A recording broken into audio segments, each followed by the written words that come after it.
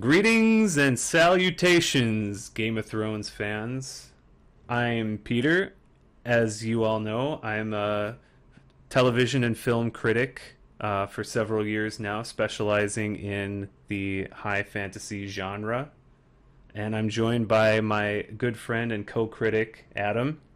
Yep, my name is Adam, and I also watch the show.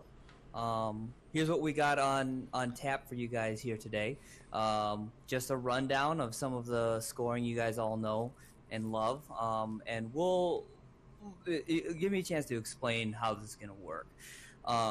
We have basically 4 awards that we're going to be handing out each episode. We've got you got your Gold Dragon, which is going to be one of the top performing players of the episode. Likely won't be a huge surprise to you. Everyone will know and love them. After that, after the Gold Dragon, we're going to be handing out the Silver Stag.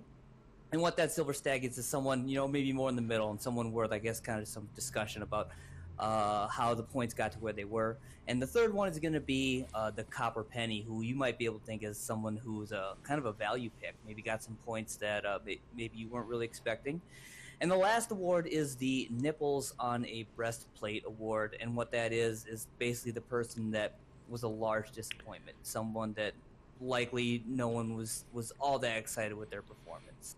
So the reason that we're gonna hone in on sort of 4 characters is that there are a lot of characters in this show, and while we do award points to all characters who appear in the episode, we don't have time to go through all of them, and you don't want to listen to us drone on about 45 different characters and every single thing they did. You're probably still decompressing all that knowledge yourself. So we're going to give you just the highlights. The Copper Penny, sort of like the low tier, maybe one of the cheaper characters who had a good episode and maybe outperformed their value. The Silver Stag, who's kind of one of those middle performers who had a good episode. Gold Dragon, we're looking for the standout performer from this episode. What was what really grabbed us? And then the Nipples on the Breastplate. Which Kind of character? self-explanatory. Yeah, which character had a performance that was about as useful as Nipples on a Breastplate? Which brings us to our first award, the Copper Penny, and this one easily goes to Lyanna Stark. Wait, nope, Lyanna Mormont. Yeah, That's it. we all make that mistake time and again. Yeah, it's Lyanna Mormont, and here's why. In the scene where they're all at the meeting, and I guess we've got Jon and Khaleesi's and everyone kind of at this table, and then all of the Northern Lords just chilling and being upset. Lyanna kind of leads the charge. She basically leads a riot against all those people, and they're all pissed. And she does it in her own signature way of kind of being just this badass girl who, does whatever she wants. I feel like Jon is kind of the type of guy who he dives right in without maybe thinking through all the consequences of his actions. And so, he promised to go south and get a huge army to come save the North, right? And he does, but he doesn't think through all of the consequences, namely, bringing a Targaryen who the North hates Targaryens, but he brings this Targaryen up to save them. And even worse than that, he abdicates his throne in favor of bending the knee to her. And Lyanna gives a voice to all the critics who think, hey, who is this queen dragon bitch? Like we didn't elect her to be queen of the North. We elected you. What the hell is going on? And even anyone could have done this, but she is just incredibly effective in this small package, just walking up, being like, "I don't know what to call you, Your Grace, whatever. We don't know anymore. But when you left, you were something else." I don't know. She is just this little dynamo in this tiny package. She's awesome. She's great. She kind of crushed. She got up there and she just did her thing. This isn't something that you're not going to see it every episode out of her, or maybe you will. I don't know. But she's out there just crushing it, doing her Lyanna Mormont thing.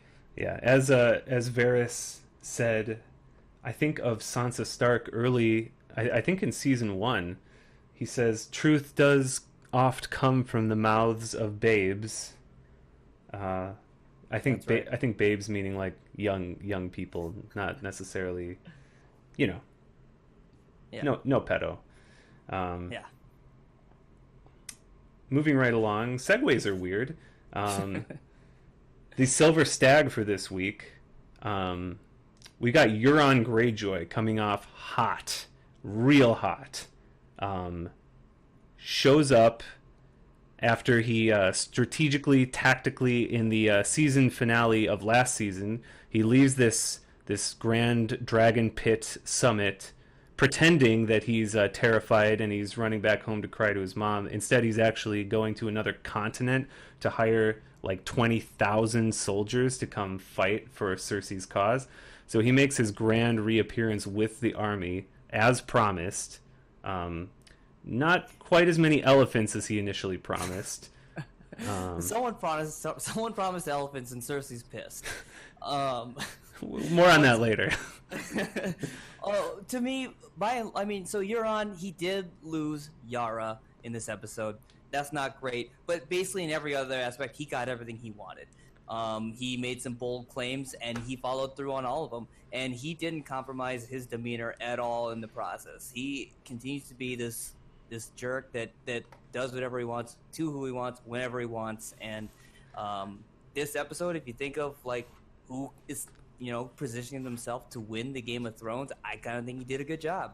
Yeah, he's he kind of cracked through Cersei's cold, hard exterior, and he's starting to, we can't say that Cersei loves him or maybe even likes him, but he's playing his hand right to sort of get in her good graces and in her pants, which. Yeah, and that actually segues really well into our Nipples on a Breastplate award. That goes to Cersei this week. Boy, if you pony up for $9 million to get Cersei, you can't really be psyched about getting 3 points. Or even 2 points. Or even 2 points. Look, for how much screen time she had, she probably could have done more than just complain about elephants. That's really, if you asked me today, what did Cersei do in the season premiere, I would say I remember something about elephants. I remember her complaining about not having elephants, and then she had sex with Euron, which is great. Euron's, a good-looking guy. Sure. But really, I mean, if you look back to blowing up the Sept of Baelor with like 1,000 people in it, holy shit, right?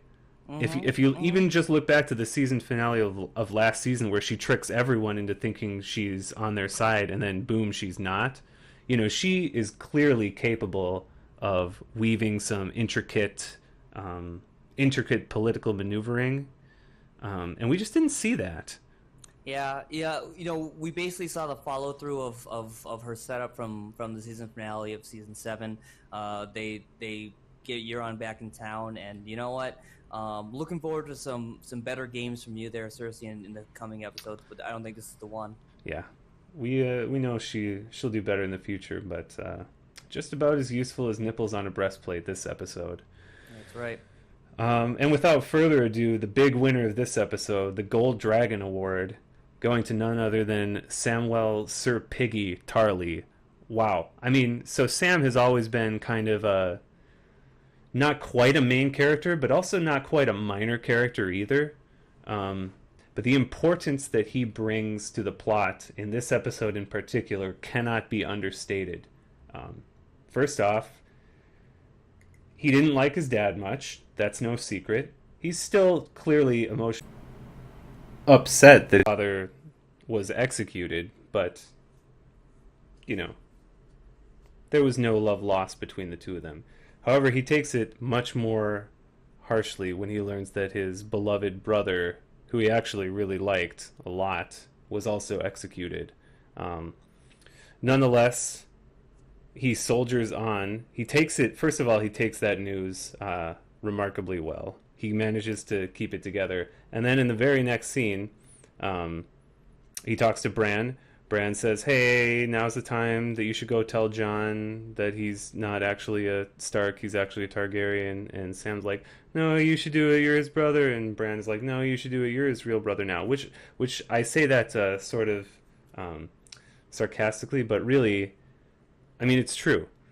When you take the vow of the Night's Watch, you give up all lands and titles and family. You know, you're no longer really your prior family isn't your family anymore. Now the Night's Watch is your family. And who does Jon trust more than Sam? You know, Sam is never going to. He would never do anything to hurt Jon. So having the news come from Sam does make sense. And then the delivery of the news. Sam just goes straight down into the Winterfell crypts and lays it all on the line. And he does it with such a tenderness that, you know, Jon sees the authenticity, sort of the genuinity behind it. And he, you know, you can tell that Jon, at first he doesn't believe it, but you can tell that deep down he kind of knows it was true all along. And that's, man, the delivery that Sam puts out, it's so touching. It's so heartwarming.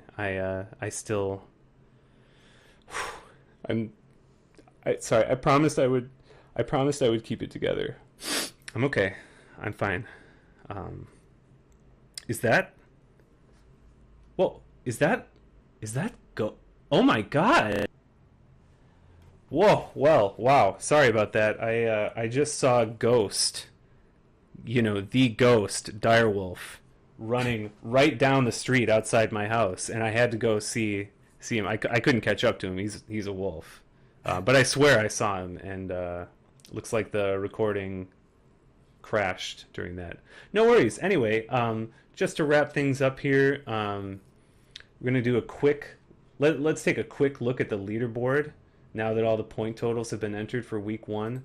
Sitting on top, we got neck and neck race right now. In first place, we've got Team Cutris and Team Jon. The show is probably better, Buckeye, at 17 points each. And then tied for third, we've got Jason Caden and Geese with 15 each. Then a slew of 14s, 13s, 12s. It's pretty tight after that, but wow, so far it seems like Cutris and Jon, the show is probably better, Buckeye, out to an early lead. And you know, as you know, all the best coaches and all the best teams make adjustments.